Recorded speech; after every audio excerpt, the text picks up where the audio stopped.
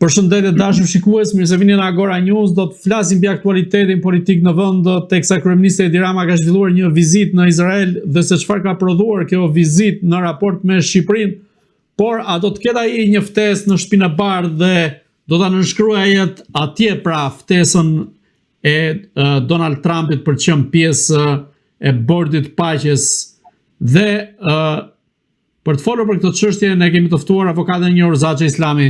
Zoti Islami, përshëndetje. Përshëndetje, faleminderit për ftesën. Zoti Islami, si e keni parë vizitën e kryeministrit Edi Rama në Izrael? A mendoni se këto janë lëvizje në mënyrë që ai të ketë një ftesë në Shtëpinë e Bardhë, pra dhe të garantoj pra atë që tha dhe në kuvend që do ta afirmos në Shtëpinë e Bardhë, pra ftesën për antarësimin e Shqipërisë në bordin e paqes? Këto janë përpjekjet e një njeriu që është duke u mbytur dhe kapet për lesh të kokës që të shpëtojë. Edi Rama është i mbaruar. Është i mbaruar sepse njëherë në Shtëpinë e Bardhë të harrojë ai se s'ka për të vajtur kurrë sa të jetë gjallë.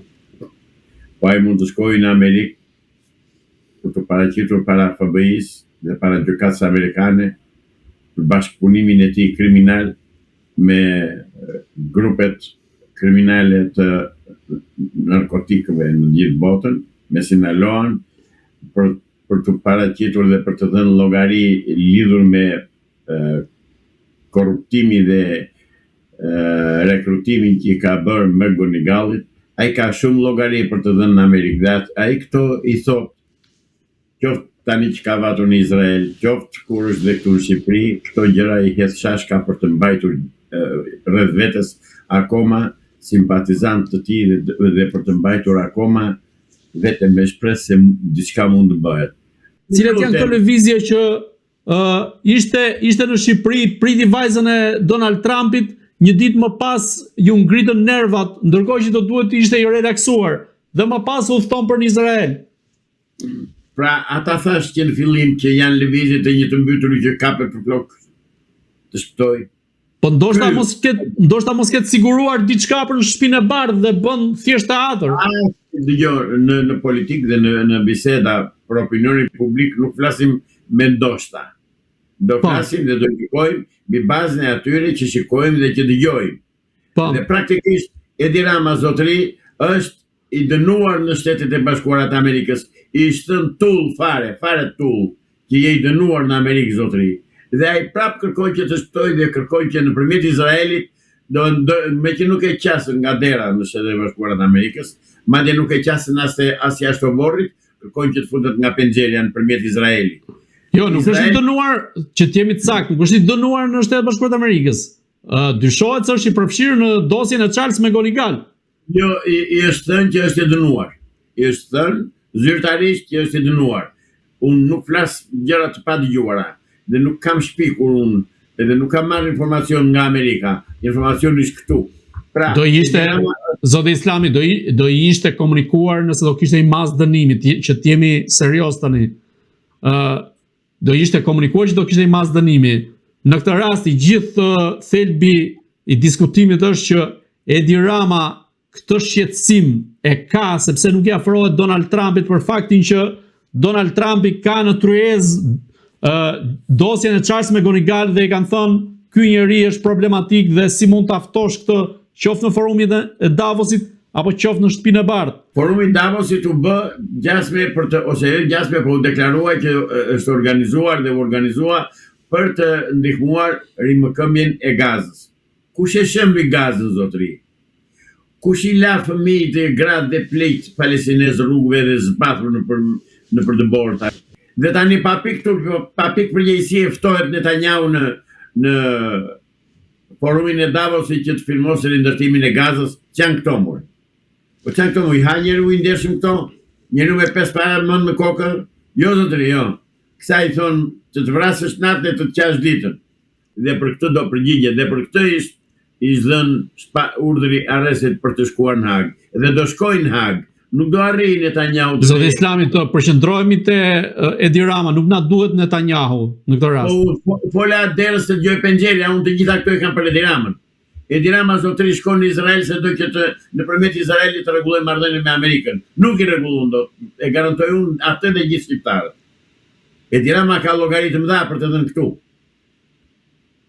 Edi Rama po pengon drejtsinë të kryej funksionet e saj. Ushtron një presion të jashtëzakonshëm mbi gjykatën kushtetuese.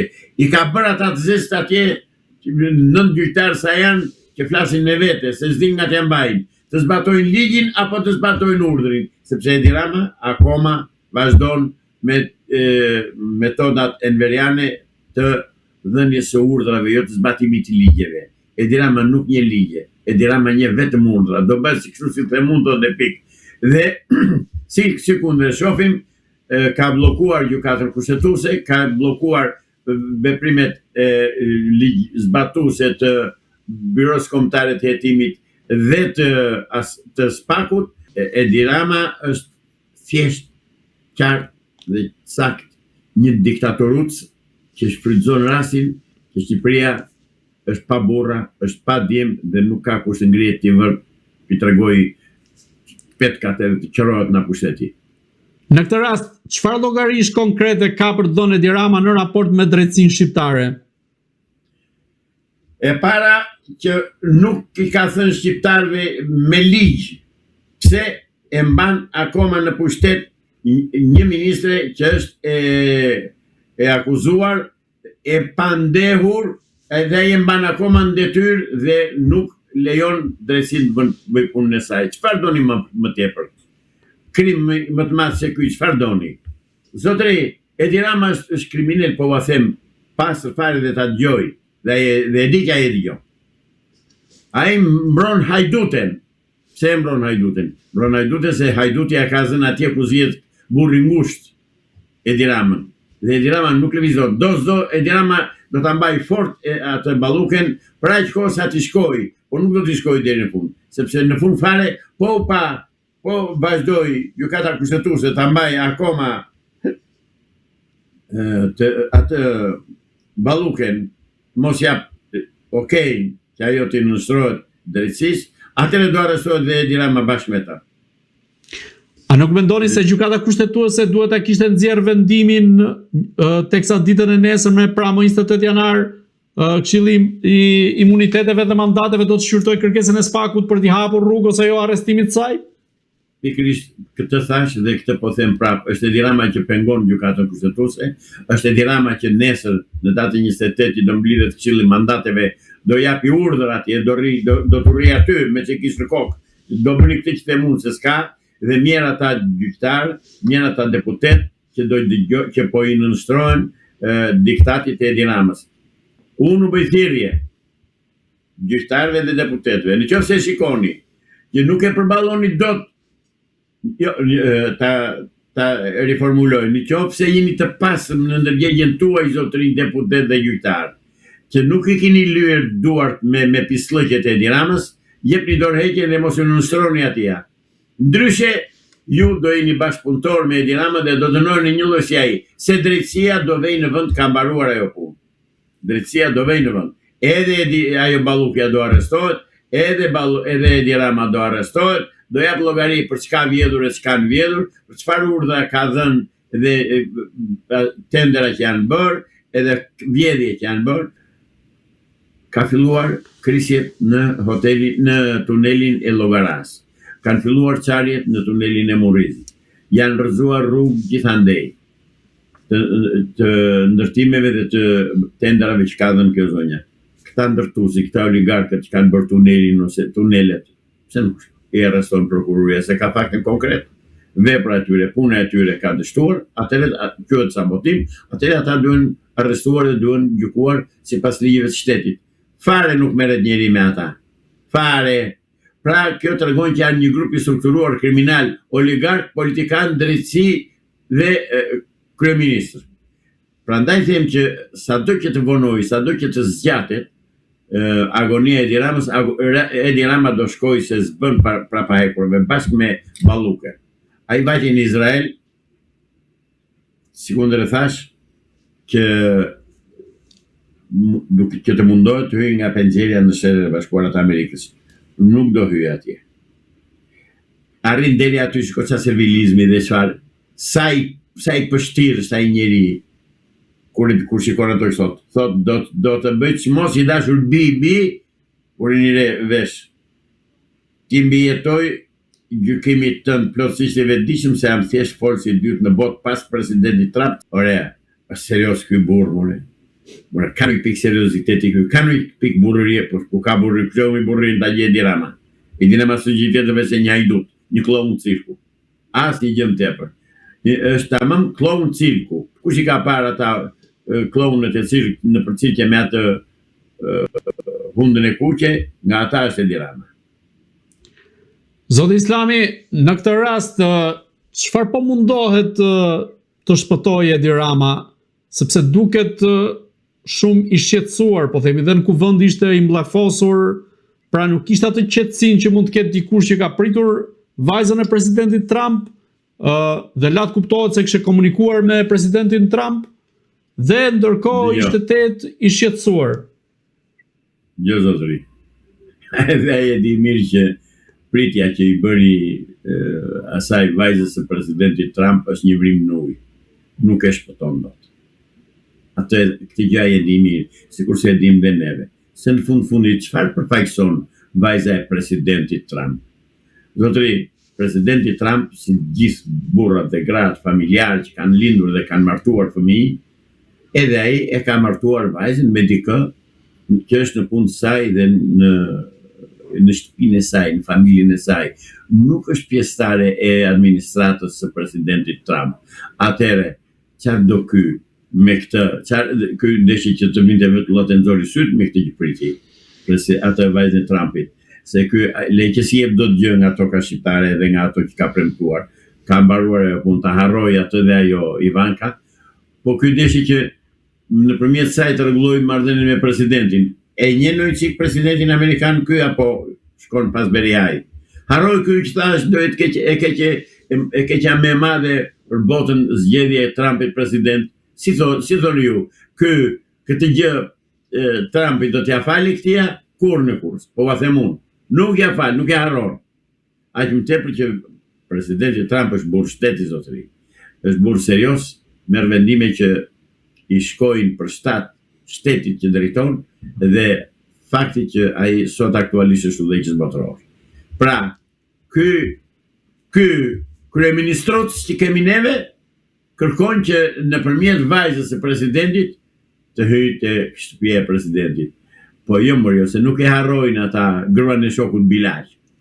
Nuk e harrojnë Megoni Galli. Nuk e harrojnë atë një nga ata kriminalët e Sinaloas. Nuk janë qorra të mos e shikojnë që i gjithë kokaina në Evropë qarkullon nëpërmjet Durrësit dhe shpërndahet në Evropë.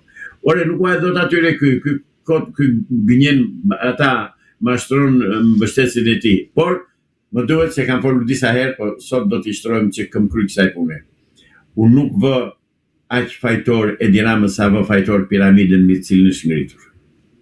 Dhe piramida mbi të cilën është ngritur ai është një grup parlamentar, një grup deputetësh të modelit Tërmet Peçi, që nuk dinë të lidhin dy fjalë, që vetëm janë çuar dhe janë vendosur atje me listë emërore, jo të zgjedhur nga populli, për të mbajtur në këmbë, për të mbajtur në fuqi Edi Rama, që Edi Rama të vazhdojë të vjedhë, të vazhdojë të grabisë dhe në fund fare, inshallah thot ai, mbase kush e di,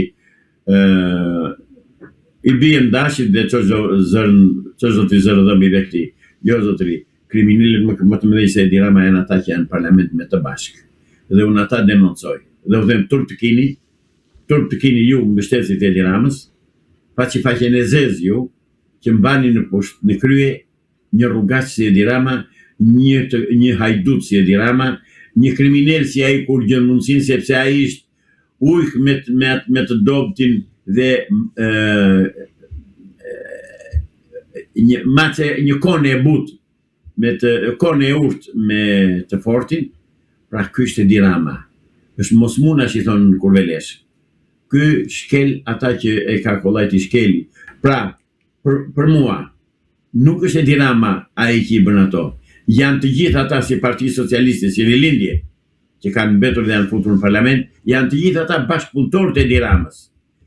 Mos harroni që Edi Rama bëri të pamundur dhe mbajti në parlament atë ish ministren e jashtme, atë kaçurelen e bukur, Bjonde, e cila vodhi pronat e ushtarake të Bregdetit dhe ai akoma e mban në parlament dhe nuk e hoqi imunitetin asaj zonjës. Pra Edi Rama siç e shikon hajdutët, se që është pse i mbron këta?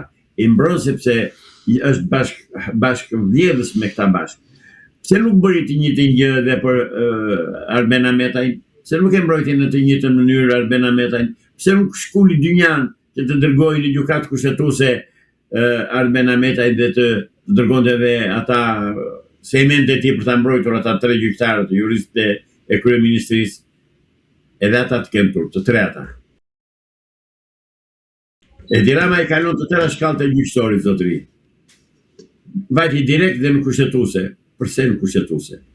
Ose Spaku ka marrë një vendim të gabuar, ose gjykata kombëtare kundër korrupsionit dhe krimit organizuar ka marrë një vendim të gabuar, atëherë të shkonte në gjykatën e apelit, shkonte në gjykatën e lartë dhe në fund në gjykatë kushtetuese. Po ai ka përseu të gjithë këta gjykata kushtetuese e morin në shqyrtim. Shumë keq gjykata kushtetuese që ka marrë në shqyrtim. Gjykata kushtetuese duhet të thoshë zotëri, zbatoi ligjin kodin e procedurës penale.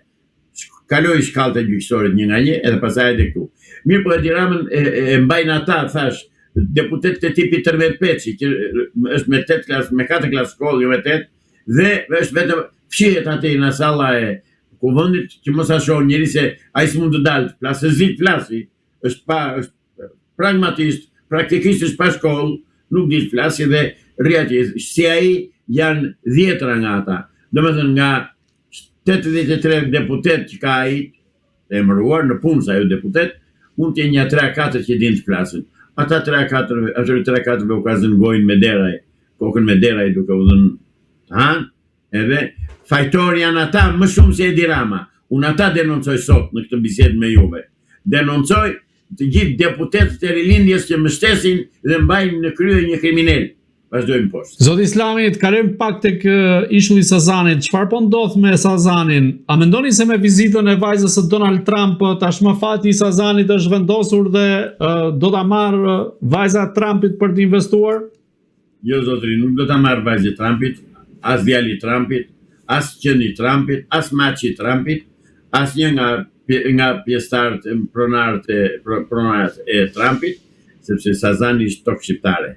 Dhe nuk e merr Qifuti Kushner, se ajo është martuar me Xheri Kushnerin, i cili është hebre, i cili ka nënën serbe, dhe kjo është një metodë serbe shumë e stërholluar, ruse në fakt, është ruse dhe është nxitur nga rusët me qëllim që nëpërmjet asaj vajzës president amerikan të hyjnë dhe të vendosen atje ku kanë ëndrrën shekullore rusët, të cilët humën pas Shalimani dhe kërkojnë tani të hyjnë në Sazan. Nuk do vinë zotëri. Ajo është një marrëveshje strategjike e bërë midis njerëzve që nuk i pyet njeri. Se në Shqipëri vendosin shqiptarë dhe vendosin dhe Shtetet e Bashkuara të Amerikës. Kështu që në qiellti dhe në zbreshin tokë, ajo Ivanka të vej ande nga ka ardhur, të shkojë edhe të mos vijë më në Shqipëri, me këto mendje dhe me këto plane që ka, dhe të shikoj punën e saj, të shikoj veten e saj, familjen e saj, mos merret me problemet e politikës madhe, se politikës e bën, ajo e bën jati, edhe jati bile, presidenti amerikan, ka partinë e tij, ka qeverinë e tij, ka në punësit e tij, ka specialistët e tij, ka të tëra dhe di mirë se ç'bën.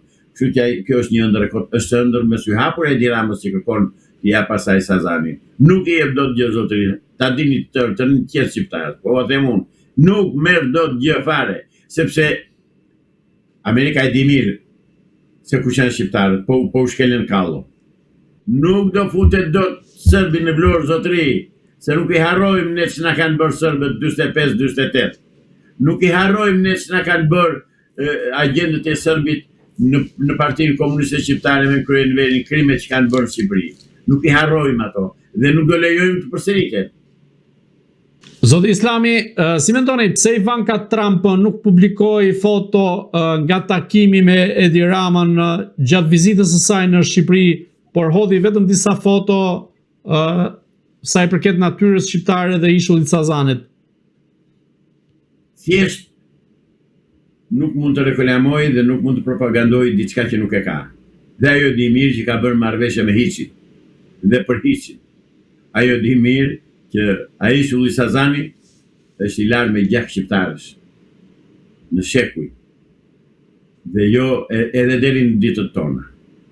Ajo di mirë, nëse e di, nëse ka bërë 5 klas shkollë, mas e ka bërë atje në Amerikë dhe duhet ta di që Sazani është pjesë integrale e territorit shqiptar, Republikës së Shqipërisë dhe nuk mund të hyjë as ajo, as I shoqi, as kërkush tjetër. Dhe kjo është këta mundohet të na gënjejnë me sy hapur më zotë. Po mirë mund ta gënjejë një fshatar atje në rrugë që smerret me politikë. Po jo inteligjencë shqiptare. Si do na bëjë do na shumëzojë nivelin e inteligjencës tonë me 0. Po që se do bënte marrëveshje edhe do vinte, nuk do vinte si vajza e presidentit Trump ajo zonja, po do vinte si e shoqja Kushnerit, dhe Kushneri do vinte aty të llafose me Edi Ramën, të shiste të blinde troje shqiptare, sikur ja ka lënë Kristaqi Edi Ramës. Jo, zotëri, jo. Jo, zotëri, jo. E di dhe ai, është hebrej mençur ai. Edhe pse është babai I tij ka qenë I dënuar në Amerikë për vjedhje. Ka qenë në burg babai atij, vjerja sa Ivankës.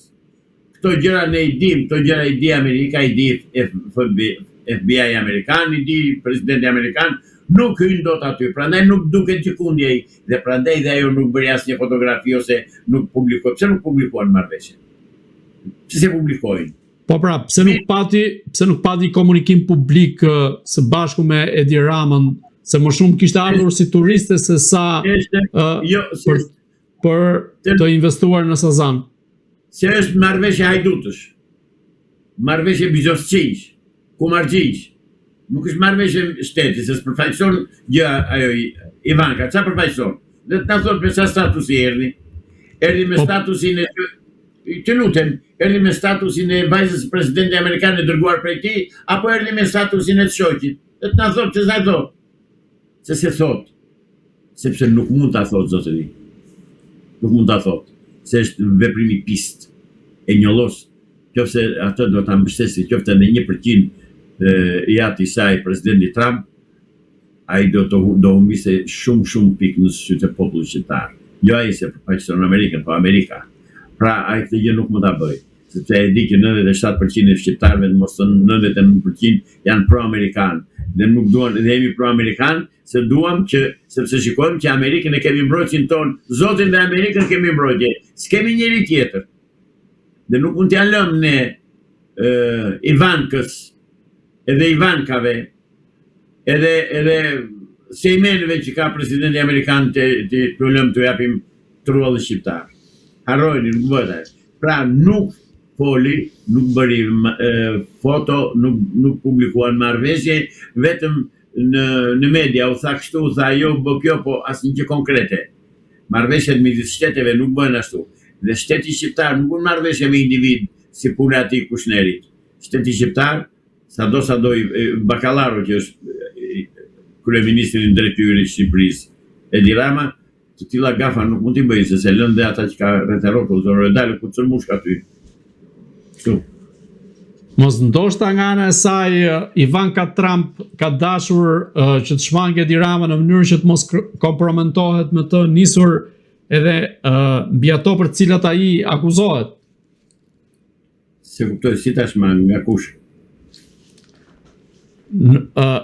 Pra, pyetja konsiston në faktin që mos ndoshta Ivanka Trump ka dashur të shmange Edi Ramën duke mos bërë foto me të në mënyrë që ajo të mos kompromentohej së bashku me Edi Ramën, duke qenë se ai akuzohet ose më saktë dyshohet si I përfshirë në çështjen e Charles McGonigal dhe në raportet me Shtetet Bashkuara të Amerikës pothuajse ka të ngrira.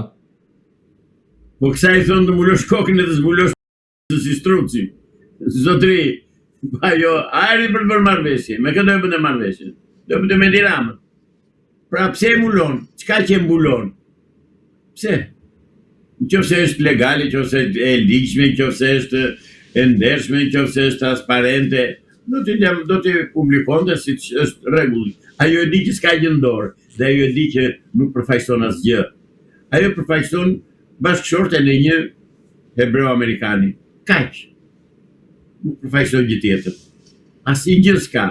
Por këto janë manovrat e këtij kryeministrucit tuaj, i cili kërkon me çdo kusht që të hyjë në shtëpinë e bardhë. Nuk do shkoj. Do shkoj me hekur në Amerikë, po shkoj, po jo si kryeministër. Për këtë të jetë i sigurt.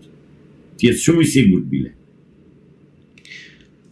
Zoti Islami, për ta ribërë edhe një herë pyetjen, po në një formë tjetër, pse nuk pati një shfaqje publike, po themi, të Ivanka Trumpit dhe Edi Ramës, pikërisht sa i përket ishullit Sazanit apo investimeve amerikane në Shqipëri, por u desh të takoheshin skutave një herë në restorante, pastaj pritja në kryeministri në natën vonë. More, më fal, në miliona raste vjedhjes që bëhen në botë, sa vjedhje bëhen ditën për diell? Sa përqind? 0,001% bëhen ditën. Të tëra marrëveshjet, hajdutllëqet, vjedhjet bëhen natën. Prandaj dhe ata si hajdut që ishin të dy palët, si Kushneri, se s'po them për Ivankën, se grua është e do të bindet burrit. Ajo ka rënë në fakt në kurthin e Edi Ramës. Dhe ajo në këtë rast është për t'i qarë hallin. Po i shoqi nuk ishte i pranishëm në fakt. Është si futi mençur ai. Ai di mirë se ç'bën. Jo, nuk ishte i pranishëm në Shqipëri sepse do duhet të udhtonte drejt Moskës në radhët e delegacionit që bën pjesë sa i përket negociatave me Ukrainën. Shumë mirë më the. Ai ishte në Moskë sepse nëpërmjet që nga Moska i dërgonte udhëzimet Ivankës dhe Edi Ramës se si të vepronin për të marrë Sazanin e Kushneri dhe për të marrë dhe për të vajtur dhe në zbërnesë. Prandaj të thash që hajdutët bjedhin natën, nuk bjedhin ditën. Dhe marrëveshja e tyre ka qenë marrëveshje hajdutësh, jo marrëveshje njerëzish serioz dhe shtet serioz. Ndaj të them që Edi Rama kujton se ç'ka bërë aty, ishte gjithë s'ka bërë, një vrim në ujë. Po ja u them unë, e gënjen mendja, në Vlorë me Ivankën dhe me Kushnerin ai ka bërë një vrim në ujë. Zoti Islami, të fokusohemi pak te raportet mes Shqipërisë dhe Greqisë. Në këtë rast, sa i përket çështjes së detit, ku duket se tashmë kjo bisedë mbahet e fshehur, po themi në raportet mes Shqipërisë dhe Greqisë, dhe ende nuk ka një diskutim të hapur publik, edhe pse më parë u la që do dërgohej në Hag për të zgjidhur çështja e detit midis Shqipërisë dhe Greqisë. Çfarë po ndodh në këtë rast? Shqipërinë zotëri sot e mbron Amerika. Dhe Amerika nuk do lejoj të vinë grekët të na vinë të na marrin bregdetin e Himarës dhe detin pjesën detare tonë. Dhe jam i sigurt, nuk e di, nuk kam gjë konkrete, por besoj absolutisht që Greqisë i ishte hequr veshi. Tak e kanë kapur për veshi atë Mitsotakin dhe i kanë thënë ku vetë ti, ku çon mushka aty. Kush je ti që dashke të bësh ligjin aty? Se këtë gjë po të ishte trim. Mitsotaki e bën edhe me Turqinë, po Turqia i tregoi vendin. Edhe këtë kërkojnë që ta bëjmë me neve. Nuk do bëhet zotëri. Dhe marrëveshjet që bën Edi Rama me ta në NV, se janë grekët vazhdojnë në marrëveshjen që kanë bërë me Norngratën në 2009, në tetor të 2009 zotëri. Në prill të 2009 kur u bën gjerim ajo Bakojani, e motra e këtia. Motra e kryeministrit grek. Po, kur Lulzim Basha firmosi marrëveshjen me Bakojanin. Që gojtë e liga ta din shqiptarët, në Greqiun kam qenë atje dhe e flisin pothuajse hapur fare gazetarët grek, që kjo Bakojani është e jëma e Mitsotakit, jo e motra. Që ta din, është e jëma. Megjithatë pak rëndësi ka kjo. Rëndësi ka që ajo familje do me çdo kusht që të marrë atë det që u premtoi dhe që bëri marrëveshjen ai Sali Berisha dhe Lulzim Basha në 2009. Ajo marrëveshje siç e pa shkoi përfundoi në Shqipëri, përfundoi në Kosh Plerave. Por grekët e kanë miratuar në parlament dhe e pretendojnë, nuk do arrijnë asnjë gjë sepse Shqipëria ka zot. Që politikanët tanë, jo politikanët, po shqipfolësit të shiturit, agentët, spionët, hajdutët, bakallarët e politikës shqiptare të këtyre 30 viteve kanë punuar kundër Shqipërisë. Kundër Shqipërisë, të tërë pa përjashtim. Dhe ka ardhur momenti që Shqipërisë dikush t'i dalë zot. Dhe ai që ka dalë zot sot është Shtetet e Bashkuara të Amerikës, shteti i madh amerikan. Dhe grekët nuk do bëjnë dot absolutisht asnjë gjë, nuk do hedhin dot asnjë hap në marrëdhëniet në lidhje me pretendimet e tyre që kanë në Shqipëri. Grekët pretendojnë dhe gënjejnë në mënyrë pa skrupull që kanë 500.000 minoritarë në Shqipëri. Si i kanë apo si kanë 35-40.000. Ja që kanë lindur dhe fëmijë janë shtuar ata, do t'i vëmë 60.000. Kaq janë minoriteti grek në Shqipëri. Po dhe ata janë të ikur të tërë, s'kan vetur njeri. Dhe ata kanë ikur janë në Greqi.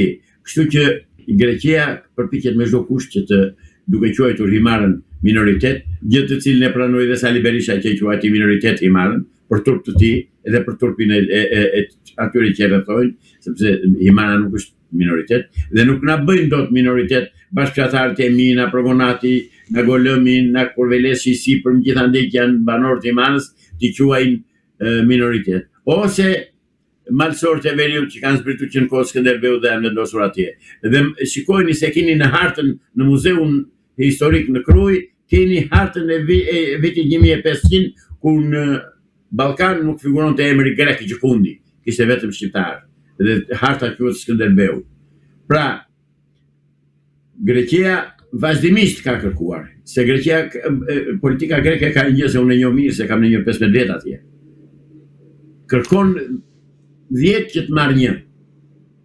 Dhe shpreson që midis atyre qindra kërkesave që ka, të realizojë një, asnjë nuk do realizojë. Është ndihmuar politika greke në Shqipëri, ishte bërë dhurat duke ngritur 2 bashki me Komisi greke. Finiqi dhe Edropullit, e Dervicianit. Zotëri, edhe këto do shuhen, do vi ora që do shuhen këto. Ne presim të bëhet bashkimi kombëtar në Shqipëri. Presim që Kosova, Shqipëria, Maqedonia, Malizi, Reshev dhe Çamëria t'i bashkohen turmut mënd. Dhe kjo do bëhet, se është plan i bërë këtu 100 vjet përpara. Do bëhet, jenë sigur shqiptarë që do bëhet. Kanë kohë që po na pin gjaku, e ka filluar luftën me neve që kur ata u bën shtet, dhe shteti bën arvanitët, ata suljotët, jo arvanitët, suljotët shqiptarë, të krishterët shqiptarë i bën shtet, i ke shikojnë në Areospagos, i kanë të gjithë herojtë e revolucionit grek janë të shqiptarë, pa përjashtim, të gjithë, me Mjaulli, Bubulina, Kolokotroni, Karaiskaqi, që ti them të tërë. Pra, dhe me njërë, kisha greke, ajo që është qendra, gropa septike që ka populli grek brenda në shtëpitë tij dhe s'po e pastron dot, është ajo që e mban hapur armiqsinë dhe kërkesat për trullin shqiptare për të aneksuar Greqisë. Nuk do realizojë dot asnjë gjë. Më vjen keq që flas kështu për një institucion fetar, por pjesëtarët dhe drejtuesit e kishës greke janë thjesht shovinistë, agresorë të pa fytyrë. Ata vranë Papa Kristofor Negovanin, ata vranë Petronin Luarasin, domethënë partë e tyre, kuptojmë, dhe ajo politikë vazhdon nga kisha greke. Atë kemi armik në Greqi, kemi qytetarin grek. Qytetarët grek dhe fshatarët grek janë vëllezërit tanë në kuptimin e plot të fjalës, se e kemi provuar. I kemi provuar dhe i provojmë ditë për ditë. Janë me të vërtet njerëz të mrekullueshëm, se nuk ta hap njeri derën të fusin në shtëpi zotëri siç e bën ata. Por unë jam i detyruar që ta ndaj shapin nga sheqeri. Dhe jam i detyruar që të them një të vërtet të pamohueshme. Qytetarët grek nuk kanë asnjë lloj pretendimi për trojën shqiptare. Thjesht dëgjojnë çfarë prallis ajo propaganda greke, çfarë ulat trashëgimi ai hebreu Eleftheros Venizelos, edhe vazhdojnë kisha greke ata, po me qytetarët grek jo. Prandaj kam thënë, po deshet ju lutem, ju përgjërojmë juve gazetarëve, asnjë fjalë të keqe për qytetarin grek. Asnjë. Zoti Islami, çfarë pasurie fshihet nën detin shqiptar, pra që kufizohet me Greqinë dhe që Greqia është kaq shumë interesuar për shelfin detar. Të falenderit. Shumë të falenderit. Ta përsëris edhe një herë këtë sepse e kam thënë para në një vit e sa. Dëgjoj zotëri, me dalje në dritë në shtyp të marrëveshjes Bakojani-Basha, se ba për ba janë të dy, pash që në shtypin shqiptar në tetor të 2009-s nuk thuhej asnjë fjalë për naftën që fshihet në shelfin detar të Shqipërisë nën tokë, nën det. Kisha të regjistruar, se s'më detyroi njeri mua të regjistroj një bisedë në studio të një gazetar i njohur, Athanasios Strigas, kush është në Ministrinë e Mbrojtjes, e di mirë që ky ka qenë përfaqësuesi grek i Greqisë në NATO, dhe gazetarit Vasil Rafaelidi, i cili i kuj fundit e pyet generalin grek, a kolonelin nuk e di çfarë ishte, i thotë si shpjegohet që amerikanët mbajtën vetëm 2 baza në Greqi, mbyllën 3 baza dhe mbajtën atë të Sudas që dihet që është baza më e madhe në mesdhej që kanë amerikanët, dhe mbajtën edhe një këtu në lart na kanë prevezi, thotë që s'ka asnjë vlerë. Dhe oficeri grek qeshi. Thotë zotëri, kjo që ti që e quan s'ka asnjë vlerë, këtë që ti e quan, këtë bazë të vogël që ti e quan pas një vlerë, amerikanët kërcënuan që ta mbanin me forcë. I thotë gazetari, pse si puna? Sepse në shelfin detar, i thotë, të detit jon, flën 1,5 miliard ton naft. Që në 95-ën e dija unë këtë dhe e kam videon akoma dhe të shi videokasetën në shtëpi. Dhe kur shikoj që nuk fliste njeri për naftën, atë në thash dalë ose unë s'kam vdekur, jam i gjallë, mua s'më detyroj njeri që ta regjistruar atë emision, po duke qenë se jam shqiptar dhe duke qenë se e dua shumë vendin tim, pa dhe të lehen komunistët kundër meje, sa të duan dhe të lehen. Nuk më bëhet vonë, përkundrazi më vjen mirë që i kam armiq, po dhe të lehen dhe këta pjesa tjetër që më quajnë socialiste dhe patronaziste e Diramës, se dhe ata gjysmë e kalbur e Partisë Punës janë, dhe të lehen të tërë, bëj shkrimin në gazetën Sot në 27 tetor 2009 me titull "Deri ku do vi kufini me Greqinë zoti kryeministër" dhe i dërgojmë Sali Berishës, duke trajtuar hollësisht këtë bisedë që kisha regjistruar me Greqi dhe faktin e ekzistencës së naftës në detin jon. Pra, është kjo arsye që grekët ngulin këmbë me çdo kusht që të marrin atë, të ndryshojnë atë vijnë detare me Shqipërinë, se duan që të fusin brenda territorit të tyre atë pjesën që ka naftën. Dhe si e justifikuan? Duke bler plerat e qeverisë shqiptare që e pranuan atë skemin të tyre, por si që zotit kishte burra Shqipëria, dhe ka burra, dhe unë nëpërmjet jush po përshëndes edhe njerë zotin Muslim, oficeri Muslim si Aron Pashaj, i cili argumentoi shkencërisht se ku kalon vija detare në bazë të konventës detit dhe konventave tjera ndërkombëtare, dhe i tregoi vendin se ku e kanë kufirin. Po grekët ç'bën? Thanë, meqense atje kanë atë ishullin Othonoi, që i thonë këta që është ishulli Othonin, sepse O-ia është i në grekisht, dhe jo Othonoi, po Othoni, thanë e konsideruan atë kontinent, jo zotëri, nuk është pjesë e kontinentit, edhe nuk është qendër e banuar, siç është për shembull Korfuzi. Ai është një shkëmb, si shumë shkëmbinj të tjerë që kanë për dete, dhe nëpërmjet këtij justifikimi ata deshin që të mirnin pjesën më të mirë të detit jon, që është pjesa që i takon shqiptarëve, se dhe emrin ne ja kemi vënë atij detit. Deti ynë, deti jon, yni.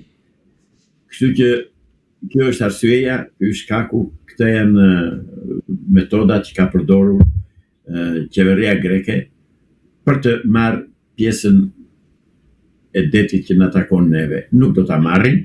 Në një debat që bëja me pronarin tim në Athinë, që më thosh, me apashtet e kobrat që kemi marrë neve, thoshe vemi për 4 orë në Tiranë. Po mor zotëri, thash që mund shkoni për 4 orë në Tiranë. Po ti harroni, thash, që Shqipëria ka minimumi 300.000 ushtarë në Greqi. Çfarë thua mor, tha, po i thash.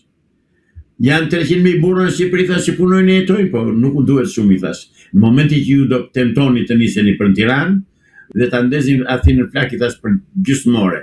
Dhe shkon Tiranë ti pastaj, thash. Vuri duart të kokë. Ore ti tha që nuk e ke keq, tha. Jo, nuk e kam keq fare, thash. Dhe unë këtë gjë e di, pra edhe Greqia e di, kujtoj se fitoi duke i marrë shqiptarët atje, edhe duke i dhënë dhe shtetësi. Edhe për fat keq të shqiptarëve i dërgohen dhe ushtarë në kufi me Turqinë, që nëse pas nesër janë ushtarët që vritën të parë për Grekun. Por harron që ata burrat shqiptarë që janë atje do t'i dalën zotë Shqipërisë. Zoti Islami, të rikthehemi sërish te pjesa e aktualitetit sa i përket çështjes së Belinda Ballukut, e cila më 28 janar, pra ditën e nesërme, më falni, Komisioni për Këshilli për Mandatet dhe Imunitetet do të shqyrtojë kërkesën e SPAK-ut nëse i hapet rrugë apo jo arrestimit saj. Ju si mendoni, çfarë do të ndodhë ditën e nesërme? Unë nëse nuk gaboj ceka pak në fillim këtë çështje me lidhur me ata deputetët e Komisionit të Mandateve dhe megjithëse më bëre pyetjen prap, po ju drejtojmë prap njerëzisht si njerëz si qytetar shqiptar. Qofse ata kanë ndërgjegjje dhe shpirt shqiptar, realisht po them që nëse u dhimbset Shqipëria. Dhe nëse shikojmë që kjo zonjë nëpërmjet bashkëpunimit kriminal, imoral, dhe amoral dhe imoral me kryeministrin, ata nesër duhet të lejojnë SPAK-un që të bëjë detyrë. Nëse ata kanë thashë një herë tjetër shpirt shqiptar, edukat shqiptare, dashuri për vendin tonë, dashuri për ata mira njerëz që vdesin në Evropë, sepse i shpërnguli dhe i përzuri ky kryeministruc që drejton Shqipërinë akoma, ata nesër duhet i thonë drejtësisë, po, urdhëro. Merre, bën punën tënde. Sepse nuk ka budalla në këtë botë që nuk e kupton këmbguljen e kryeministrucit për të mbrojtur hajduten. Çka kam? Ore, është për të qeshur për të qarës për të vënë ulërimën. Si ore mbron hajduten ai me të gjitha mjetet edhe vëdhe gjithë sementet e tij të shkojnë të mbrojnë atë mos heqjen e imunitetit të asaj. Çfarë bën kështu më? Më dopton punën e qeverisë, thot ai. Po këtë vetë ja thot një kalamanit klasës parë, jo mua. Çfarë do i të mëtoj? Pse humbi partia e tij për të vënë një zëvendës kryeministër tjetër? Jo, i dëmton vjedhjet, parat, milionat që ka vjedhur, të cilat i ka kthyer në bijuteri, në diamante, në xhavajre dhe në flori. Ato i dëmton atij. Dhe prandaj bën gjitha të lufta ai, se ai sa ka vjedhur ai, as Alibaba si kishte vjedhur në kohën e Mesjetës. Pra nuk mund të shmanget arrestimi i Ballukës. Thjesht çështje e orës dhe ditës. Unë prap i them gjykatës kushtetuese. Keni kujdes. Jeni gjykatë kushtetuese në mbrojtjes së shtetit dhe të ligjit drejtës së Shqipërisë. Merrni një vendim njerëzor. Ashtu siç e mori gjykata kushtetuese në 2009 për marrëveshjen e detit 2010 kur ishte, ashtu të tregohet në lartësinë e duhur dhe kësaj radhe për të mbrojtur interesin kombëtar. Dhe nuk duhet të përlyhen me pislëqet dhe me ndyrësitë që u hedh në tavolinë Edi Rama me Ballukën. Zoti Islami, unë ju falenderoj që ishit në Agora News. Dhe unë ju falenderoj për ftesën, për bisedën e bëm të këndshme kësaj radhe, dhe pse her pas here unë automatikisht nuk e komandoj dot në rëzërin, se janë çështje që më djegin dhe më dhëmi shumë. Me dua shumë mundin tim. E dua shumë dhe bëjmë fli në çdo moment për atë dëun tim. Këtë e kam thënë, e them dhe do ta them. Ndaj nuk tërmem as nga Rama, as nga Ramucët, as nga Ramicët, as nga të tërë sejmenet që ka që lësone e rreth e rrotull. Nuk tërmem nga i, tërmem vetëm nga Zoti. Të dashur shikues, bashkë do shihemi në intervista të tjera, por mos harroni të bëni subscribe në kanalin tonë në YouTube.